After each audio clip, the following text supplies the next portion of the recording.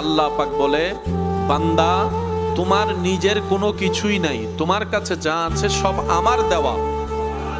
যে শরীর নিয়ে বান্দা তুমি চলো, দেখো, শুনো, বলো, সব আমি রবের দান করা, ভিক্ষা দিয়েছি আমি রব তোমাদেরকে। একক মালিকানায় অহংকার করার জন্য যা তোমাদের দরকার, সেই অহংকার করার কোনো কিছুই তোমাদের নেই নিজস্ব বলতে, আমি রব যদি না দিতাম। সুতরাং তোমরা বিনয়ী হও, ভদ্র হও, নম্র হও, মাথা নত করো, দিল নত করো, আমি রবের দরবারে ভালোবাসা নিয়ে মাথা নত করে শুকরিয়া করো শান্তি মন নিয়ে। সুবহান।